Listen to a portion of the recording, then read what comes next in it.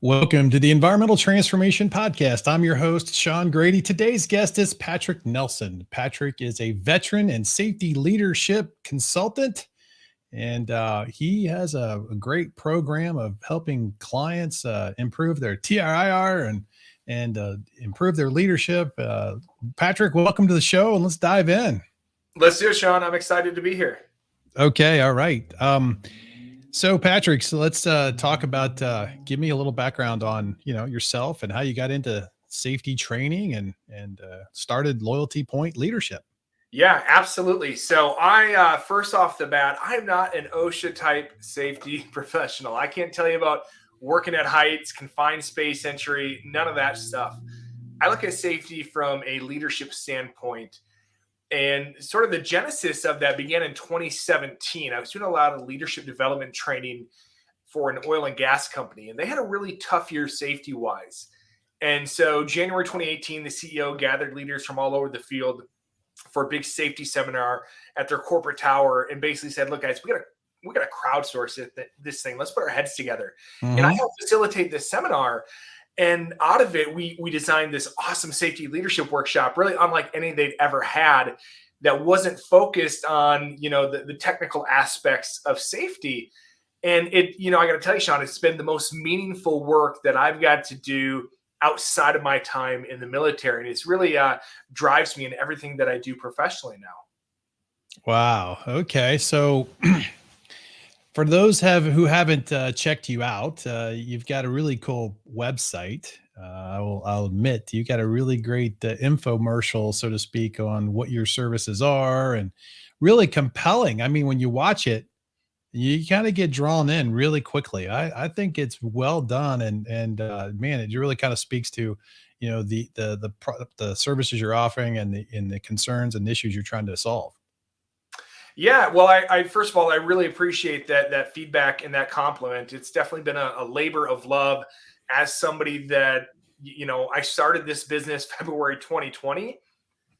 Not Okay. the best time to start a new business. I necessarily wouldn't recommend it to everybody. Right. But I've invested a lot in myself and in this business to make it work. And I was at a previous firm for a little over 5 years, and I got let go in February 2020. Well, COVID was really still in its infancy as far as what we knew. Oh yeah. And it was really, really hard for me. I mean, I cried. I had no idea what I was going to do. I was the sole income earner for our family. My wife and I were 12 months into the adoption process, had just gone through what's known as a failed match, lost out on $15,000, which is a lot of money, especially if you're unemployed. But what hurt worst, of course, was that emotional investment we had. And for better or for worse, an hour later, I wiped away the tears. I went to the Secretary of State website and I registered an LLC and I got back to work. I knew the type of work that I wanted to do, and I just kind of put my head down. I'm a glass half full kind of guy. And I wasn't going to throw myself a pity party for too long because COVID's impacted every single one of us. I'm not special. Right. And I'm literally grinding every single month to do what I love.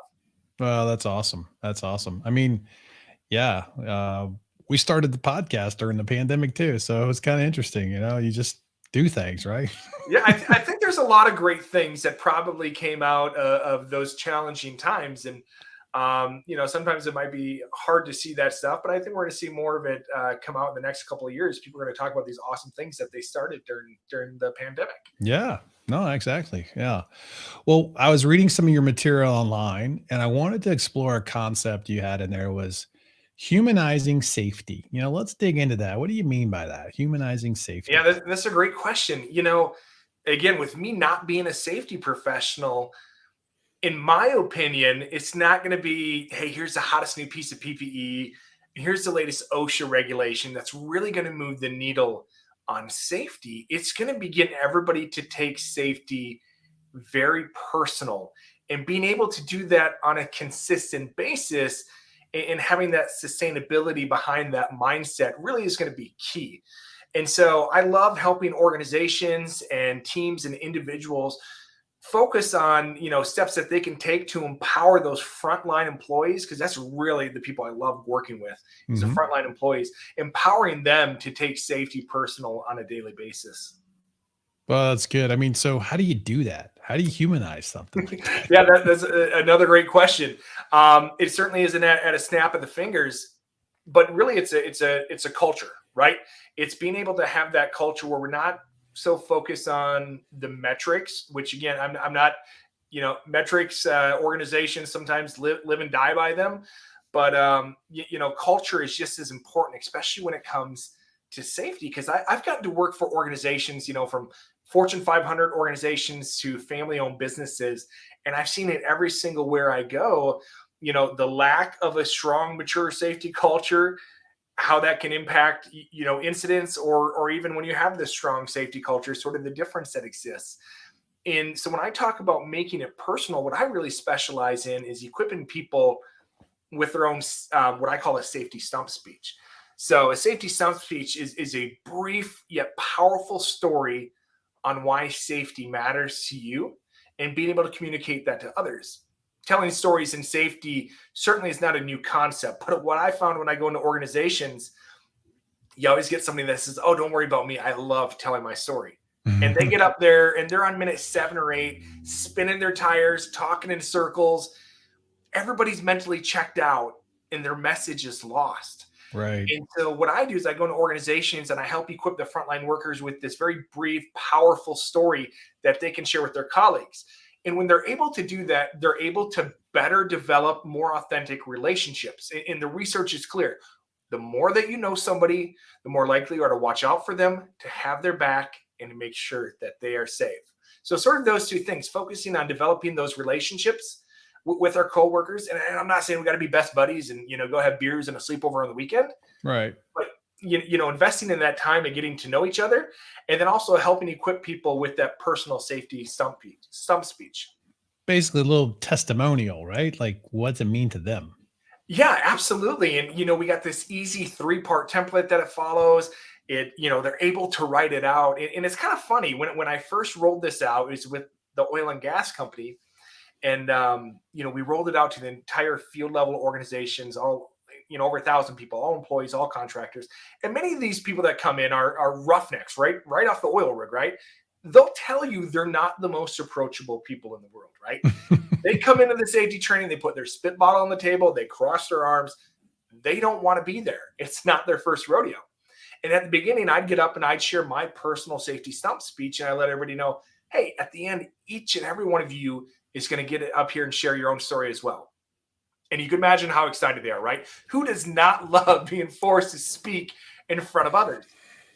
Yeah, it Nobody. seems like a little bit of like forced karaoke. Like, I don't want to get up there and sing, but Right, absolutely. Nobody likes doing that right. unless you're like me and you like the sound of your own voice. Nobody wants to get up there. But I tell you, something amazing happens along the way, because by the end, many of these guys are chomping at the bit to get up there. I watch them, they would argue who gets to go next. Right. And I watch some of these people who, again, tell you they're not the most approachable people, get up there and shed tears as they told their personal safety stump speech and told their colleagues that they cared about them. I mean, how many times out there do you see a person just tell their colleague they care about them? That doesn't happen very often. Yeah. And No. I mean, it's just been so powerful and amazing. And again, the most meaningful work that I've been able to do.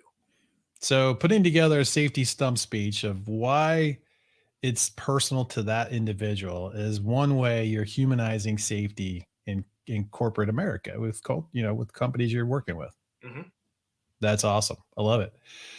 Well, are you seeing any trends in the industry, around safety performance, the types of programs being offered that are, are they good, they bad? I mean, anything that's differentiating or maybe challenging companies to, move the needle.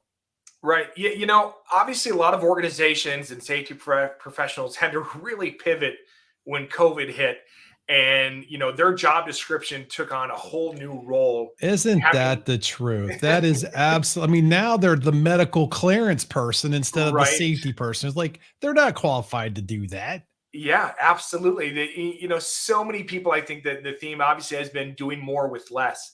And obviously I focus a lot on frontline workers, and many of these are essential jobs that didn't shut down, or maybe shut down for a very small amount of time, and they had to ramp up really quick with production. So hours increased, which obviously increases fatigue and the chance for more safety incidents.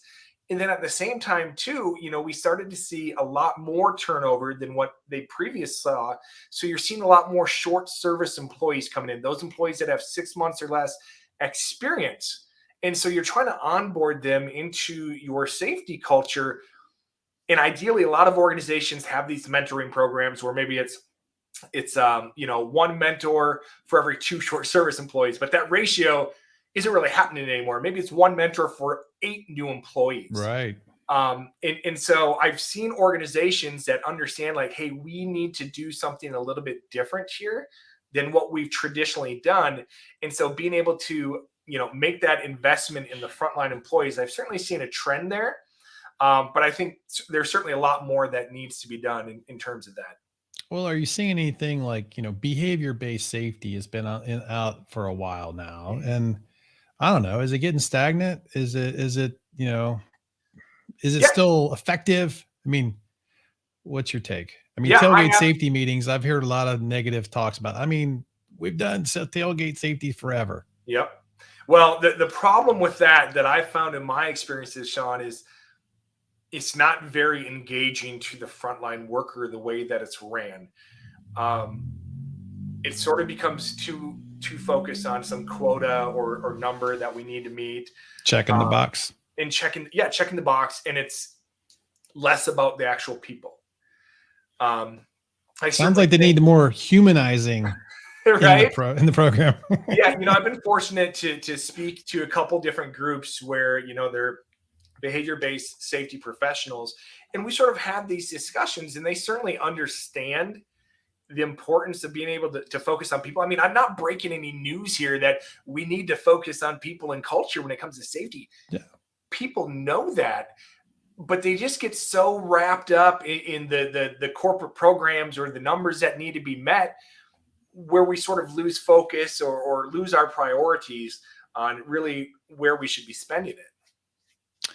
Yeah, I think so. I mean, I've heard a lot of, there's a lot of focus on near miss reporting and should be. I mean, because we need to learn from these things, right? I mean, and Right. educate Reporting is people. important. Absolutely. Right. But I guess, do we get caught up in it where it becomes, routine or not really bringing the attention it needs to the program? Yeah, absolutely. One of my best clients that I have, they do a fantastic job. They have a great behavior-based safety program, but they balance that out, with focusing on the people and sort of the culture side of it as well. And I think they've got the numbers to back it up as far as, their total recordable incident rates have gone down dramatically. It's a great case study that I like to cite in a lot of my keynotes and in the white papers that I write as well. Well, I'm all for bringing that, those types of things to the forefront, because you got to constantly keep safety in the forefront of your mind. I mean, it's Mhm. so easy to just take things for granted. You know how it goes. Yeah, like I've been doing this job repetitively for years. Right. The environment you work in. Nothing's really changing. Mhm. How do you kind of keep people excited? Yeah, that is like the $1 million question. And the way that I do it is I come in and, I've got a great inspirational story for those that may not know my background. Long story short, 2 days after 9/11, dropped out of college, joined the Army, served as a paratrooper, 3 deployments, once to Iraq, twice to Afghanistan. And it was on my first one to Afghanistan where my life really changed. June 8th, 2005, working out of a small forward operating base near the Pakistani border. We had a resupply of ammunition that was coming in by Chinook helicopter. And as we were driving out to the landing zone, my soldier, Emmanuel Hernandez, hopped in. And I turned around and I noticed he didn't have his helmet on. And so I had literally opened my mouth to tell him, put on your helmet. But then I realized I didn't have mine on either. Obviously, it's Ah, kind of hard for me to say something if I'm not doing the right thing. So I didn't right. say anything. Helicopter landed. As we're getting ready to unload it, unfortunately, a rocket landed right next to us, right next to the helicopter. I was peppered in the back with some shrapnel, some small holes, nothing too serious. Unfortunately, Emmanuel was killed. He took Mm, shrapnel through his head and died. And he died because I wasn't doing the right thing, because mm. I didn't have the courage to speak up and to say something. And it's something that we've done like that 100 times before, and nothing's ever happened. And it's such a cliche. It's that 1 in a million chance. But It happens. if I can get sucked into complacency in Afghanistan in an active combat zone, I know you can get sucked into complacency, working on a manufacturing line in Kansas or working on an oil rig in North Dakota. I absolutely know it can happen. And so the That's challenge, like great. you said, is how do we get people to keep that mindset, right? I can come in and I can inspire people. I tell this awesome story, but and there's a lot of great people that have these great safety stories, but it can be a lot like a sunburn, right? It wears off after a few days, that sort of feeling. Yeah. And so I really pride myself on the practicality and sustainability that I help bring to my message into organizations where it's going to live well past when I'm gone from that organization. Oh, And that's part of it great. is equipping those frontline workers and then them being able to share those stories on a consistent basis and building other things in as well, as we like to focus on, forward looking accountability and also that servant leadership as well. Okay, well, we're going to get to those next, but let's before we do, if you're a safety professional at a company and you feel like you're in a rut, I mean, many I think are, I mean, I bet you many people do feel like that. If you're in that role, you're stretched too thin, as you mentioned, you're overworked, it's just, nothing has changed. The program's a bit stagnant. What do you do to shake things up, to bring more interest and commitment to safety in an organization? First thing I would recommend is you're not in it alone. Seek out others and talk about these challenges. Find somebody in your organization that you can speak to about this. And they may just kind of brush you off or tell you, find somebody else to speak with. And then also find somebody outside your organization, another safety professional, maybe somebody that can give you that empathetic view who's going through some of the same challenges. Mhm. There's a lot of great safety organizations out there. Obviously, ASSP is a very big one. It's Yep. a great network that I've found for safety professionals to be able to share some of their ideas and experiences with their peers. So I would Right. certainly say get involved and reach out and connect with other people. Many of them kind of know the challenges that you're going through and they can maybe share some ideas with you. The other thing I would recommend is it's a lot easier said than done, but try to let go of the metrics. I know so often, from corporate, they have the executive dashboard, especially when it comes to safety. And the message is kind of just getting driven down to you and beat into you. But go out there and spend time with the people. Something that I found when I go into organizations that really energizes me is when I'm able to get out there on the line and just have conversations with people. Get out there and talk to them, get to know Mhm. them. It's not going to erase all the problems, but I found that it can sort of re-energize you when we're able to make that safety again a little bit more personal with people. And then at the same time, too, investing in that front line. Um, your organization may not have the budget to be able to bring an awesome outside person in that's going to tell you a great story and equip you with all these great tools, right? But there are things that you can do as a professional, leading your own trainings. Even when we look at micro learning, how that has sort of exploded, whether it's taken 10 minutes and just talking with somebody in a break room about safety and explaining things to them. Take advantage of those opportunities. Try something different. Don't be afraid to get out there and to fail. Look at the times when we've grown the most in our lives, right? We're always sort of just outside into that uncomfortable area, right? Outside the comfort zone is really where we're going to grow and stretch ourselves. Yeah. Well, so what are some of the challenges companies face when they're trying to improve their safety programs? Because I think, you've got these cultural issues, you've got leadership issues. I mean, talk about some of the challenges that Right. really prevent companies from going the next level, investing in their people. I mean, what do you see? Yeah, there's really two main challenges that I've found. And the most prevalent one in my experiences is the legacy mindset of, this is how we've sort of always done things. We've been successful up to this point. So why change anything, right? Mhm. If And, it's not broke, don't fix it, right? exactly. And coupled with that is you get these organizations where we haven't had a recordable incident in 18 months. And so they sort of take their foot off the gas a little bit. And I think any, real safety professional knows the importance of being proactive when it comes to safety. You can't take your foot off the gas. And so you sort of have that legacy mindset of not wanting to try something new. And then you also have that where they just sort of become stagnant in what they're doing. And then at the same time, too, is just getting buy-in from the top. Because again, anytime you bring a lot of new initiatives, it's gonna cost money, right? Right. And so helping them see the ROI, I think, is really important. I mean, businesses know that when organizations are more safe, when there's less incidents, it saves them money. But it's getting them to the point of understanding it's just the right thing to do, right? It's that personal and moral obligation that they have as organizations to invest in and to take care of their people. Well, have you come across any companies that are like, well, they've got a tolerance acceptance level that they're okay with, some of the performance that they have? I mean, that's just the risk we take. Yeah, unfortunately, I'm gonna not name any names to protect the guilty, but yeah, I definitely ran into that, and it's very sad to see that, especially when I talk to a safety professional who's just so excited about sort of the work that I do, and like, oh, you'd be a perfect fit for coming in here, but then they run it up the chain into leadership, and he's like, oh, it just got shot down immediately. We need this, but unfortunately, the organization is just not ready. I mean, that literally just happened about a month and a half ago. I had a conversation with somebody.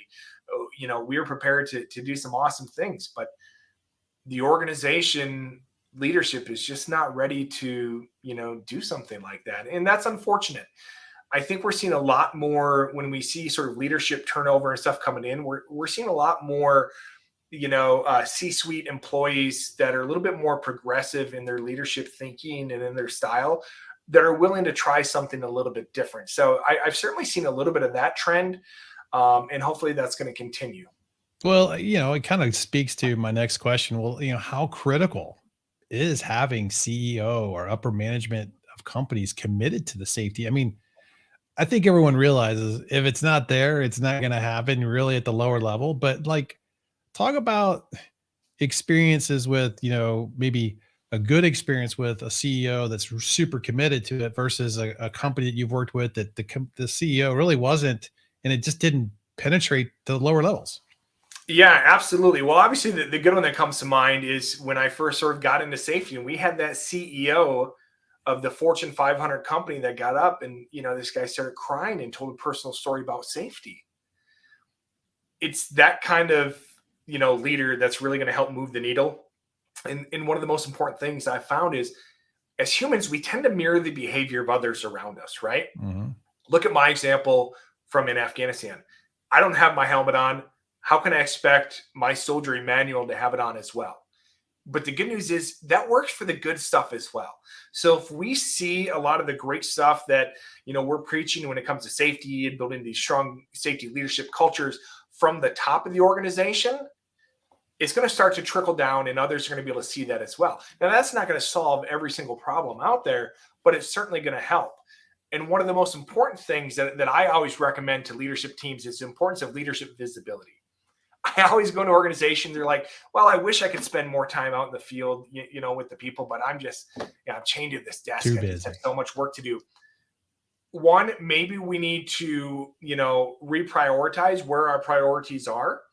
And maybe we also need to learn how to delegate. Some of the stuff that's sitting on our desk, we might be able to give that to somebody else who would jump at that opportunity to do something where they're going to grow and develop themselves. So the importance of leadership visibility in the field is very important. One of the things that I love with one of my favorite clients that I work with now is when I come in and I do an awesome leadership or safety leadership workshop. Every single employee is in these, at one point or another. It doesn't matter if you're, the CEO of the organization, you might be sitting right next to a frontline employee.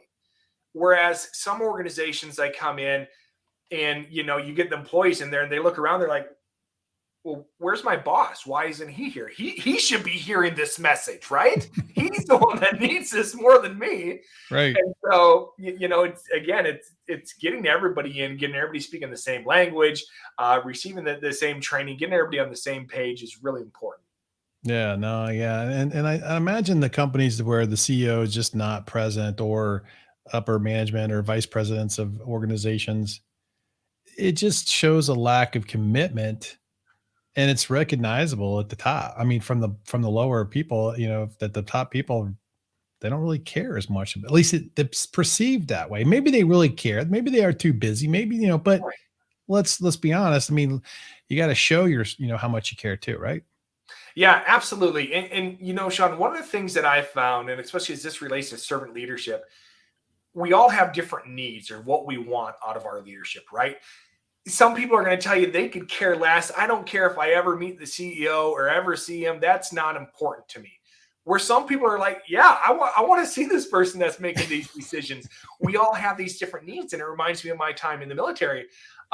You're out there at a forward operating base, and every once in a while, maybe a colonel or a general is going to hop off a helicopter and come have lunch with you.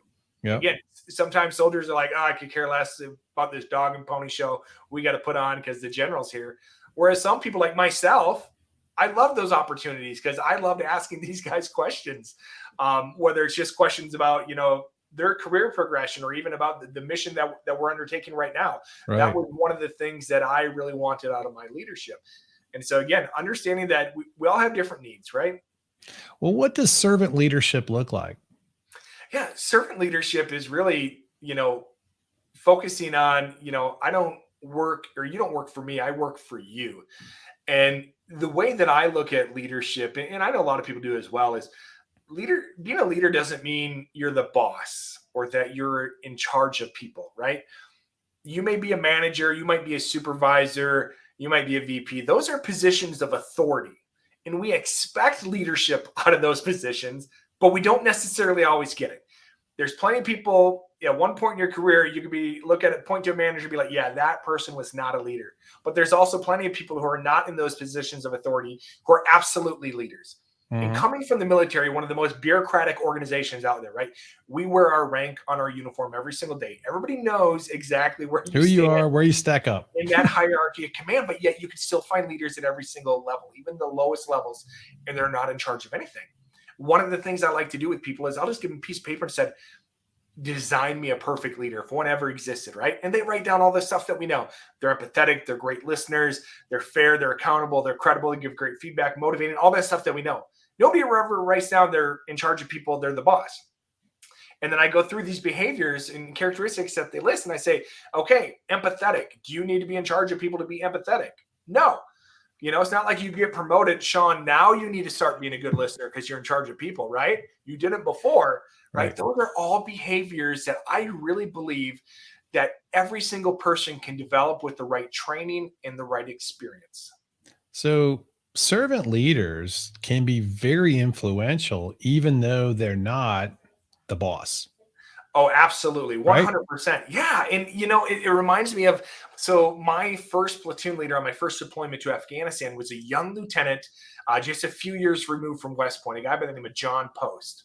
At that time, I was 22 years old, already had 12 months in Iraq under my belt, newly promoted sergeant. But what John lacked in experience, he more than made up for in his leadership behaviors. This was the type of guy, and I've seen him do it, Sean.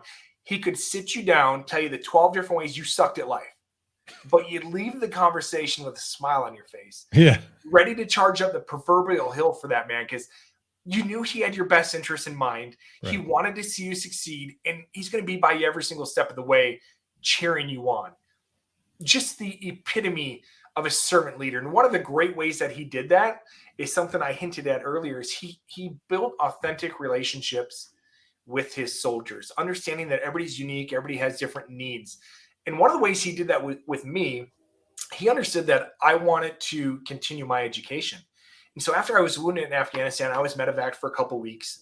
I was finally able to go back out there with my soldiers, but I couldn't go out on any missions. I was still stitched up. I couldn't wear my body armor or anything like that. And so we were working exclusively with Special Forces and Navy SEALs, which meant they Mhm. had a big budget, which meant we had a nice satellite, which meant we had good internet connection. So John Post encouraged me to sign up for online college classes. And so Nice. again, since I can't go on any missions, I'm living in a mud hut in the middle of nowhere, Afghanistan.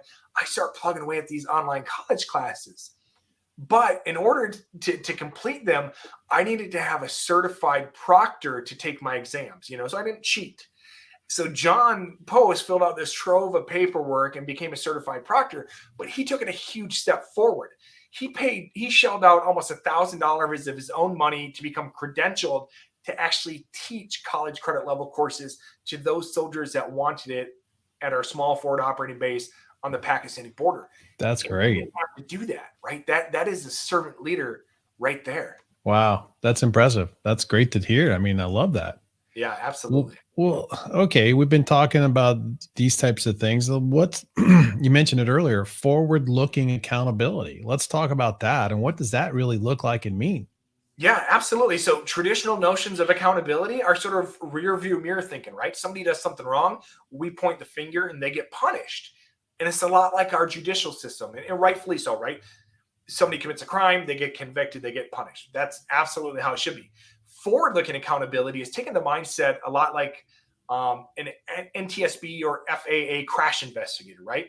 Their number one mission when they go out there is to find out what happened and how to immediately prevent it from happening again, and disseminating that information to every single person that needs to know. They're not out there to point fingers right away. That's going to come through the process if it needs to happen, right? But their mindset is, what went wrong? How can we prevent it from happening again?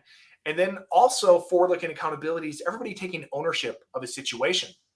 I had an experience in Afghanistan where we had something happen, and it was clearly on one of my soldiers who, long story short, he pulled out a rock from under this huge 500-gallon fuel blivet that ended up rolling down the mountain.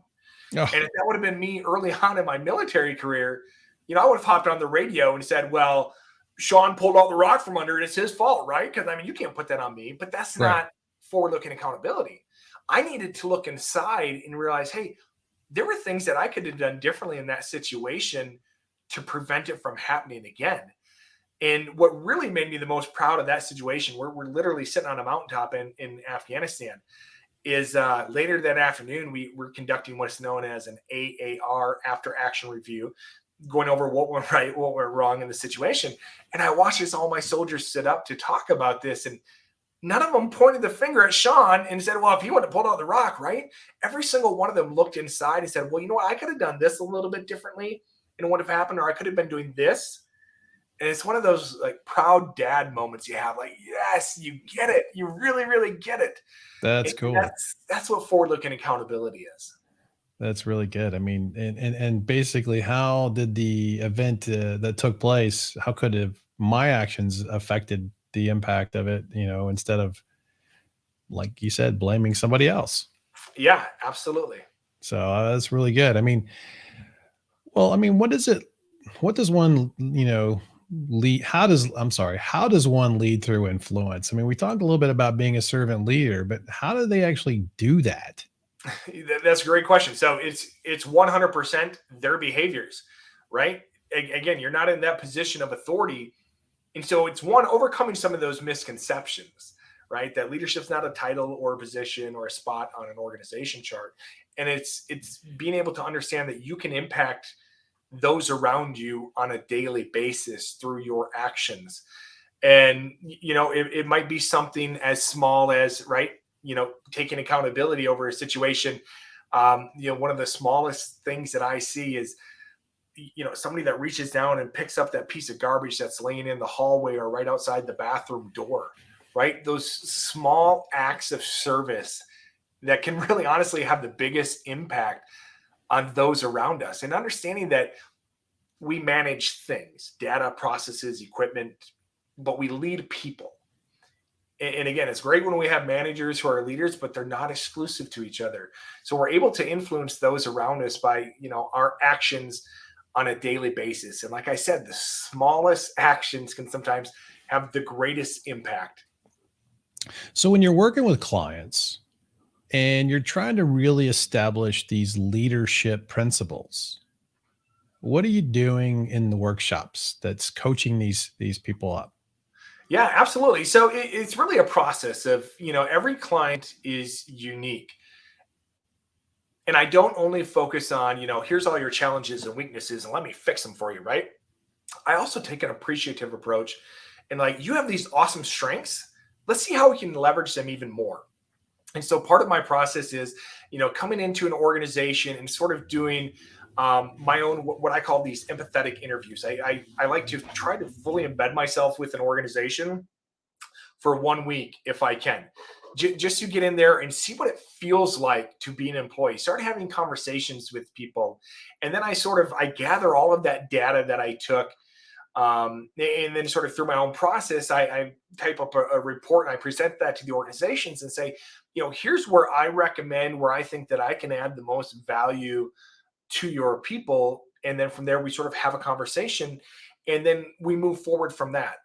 But throughout the entire process, it's not just sort of me saying, here's what I'm going to do and you have to take it. It's really wanting to have that true partnership with somebody. That's the most important. My goal is not to, latch onto a client and be with them for 7 years, right? I want to come in, I want to do an awesome job with you, and then I want to equip you to carry that work forward yourself, right? I want to equip people within that organization to Yeah. be able to lead these awesome training workshops long after I'm gone.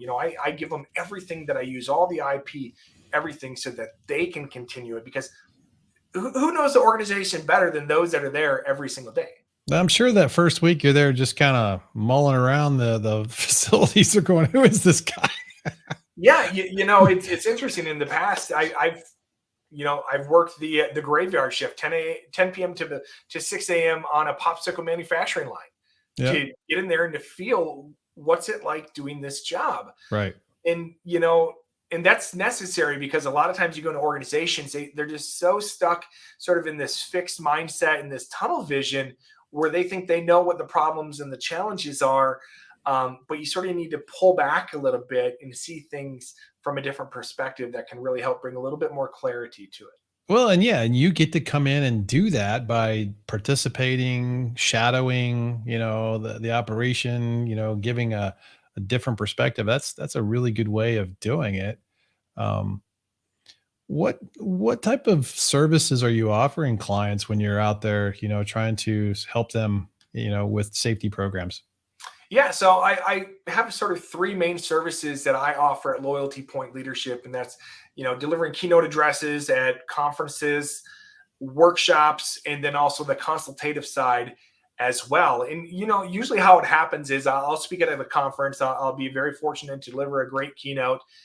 There'll be a lot of organizations that will be in the audience, and we'll start having some conversations and trying to see if there's a good fit there. And so maybe it's bringing me in.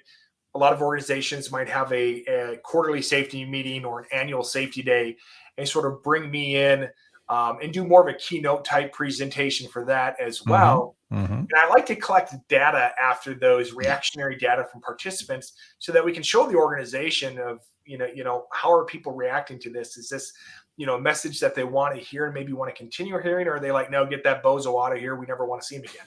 Fortunately, that's never happened. But I always tell people, just be honest in your assessments. Like, this could be an investment for your organization. Let them know what you want to see more of, what you want to see less of.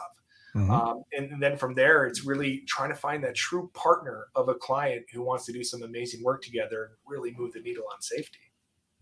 That's awesome. So you get the keynotes, you get the workshops, I think, and then you help them develop programs that really kind of take it to the next level. I mean, that's a great way to couch it. I mean, what are some of the biggest challenges that you see, when you're dealing with companies embracing what you got to say, like, what you're delivering? I mean, it's like, that's going to be a big change. I don't know if we're ready for that. I don't know. I mean, what do you see there?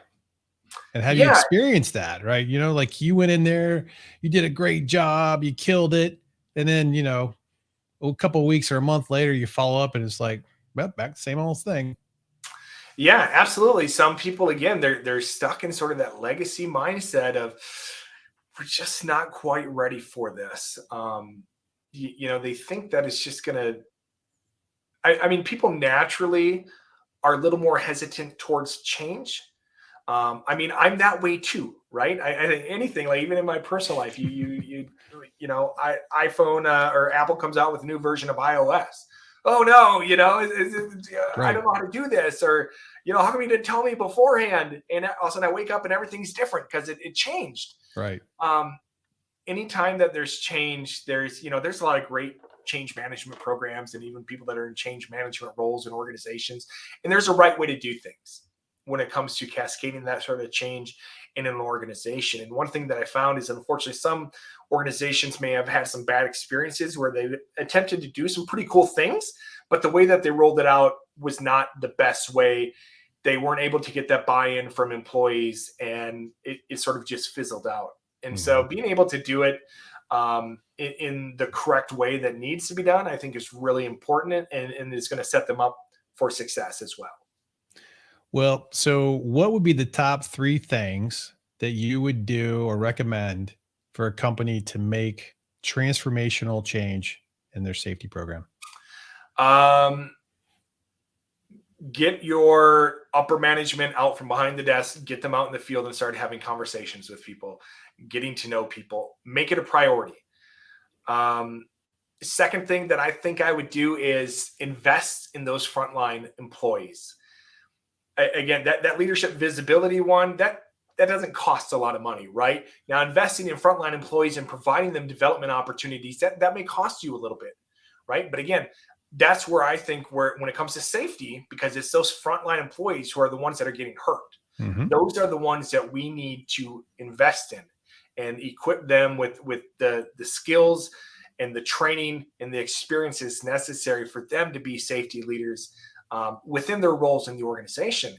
And then number 3, I think what I would really kind of focus on is also equipping those safety professionals with the skills that are necessary to be able to communicate with those frontline workers.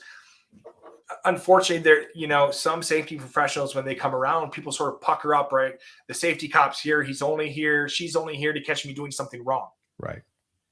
People should not pucker up when you come around because you only show your face to sort of gig them on, like, no, this is not right. This is not right. Bring some good news, Right. um, go out there and, again, just have conversations with people. So equipping them with the right mindset and the right tools to be able to communicate, why safety is important, why we do things the way we do, and empowering them as well to be servant leaders for those workers, I think is really going to be key.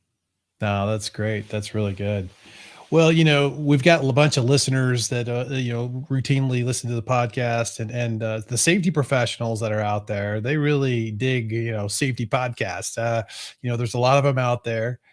You guys just had the ASSE National Conference in Chicago recently, right? Yeah, ASSP. Yeah, that was ASSP. I'm sorry. Yeah. yeah, at the end of June in Chicago, and this was my first year going to it. Wasn't quite sure what to expect, but it was absolutely massive. So many people, so many exhibits and vendors, and great speakers and breakout sessions.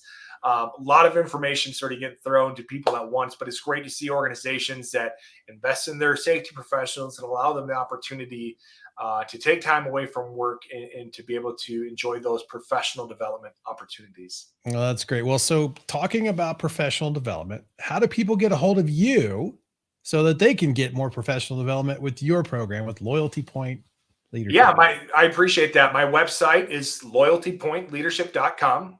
Email is patrick at loyaltypointleadership.com. You can find me on LinkedIn. I'm very active on there. I just love having conversations with people, whether you just want to, pitch some ideas or different things you want to do. I'm happy to have those conversations with you. Maybe you belong to an association or a chapter of an association. I love those opportunities to be able to come and share my message as well. Well, and for the listeners, you need to go to his website, get to Patrick's website. He's got a great testimonial video that's on there that really will, pull your heartstrings a bit and make you understand, the importance of what safety means to all of us, really. And it's not, it's, you'll hear Patrick's story, but you can translate it to your own. And I highly encourage you to do that. Get on his website, check him out, reach out to Patrick. Patrick, thanks for coming on to the show today. You've got a great story. You got a great program. Looking forward to hearing some positive feedback from this episode and some new work that you'll be taking on down the road. Absolutely, Sean. I really appreciate the opportunity. Thank you. Yeah, you bet. We'll talk to you soon.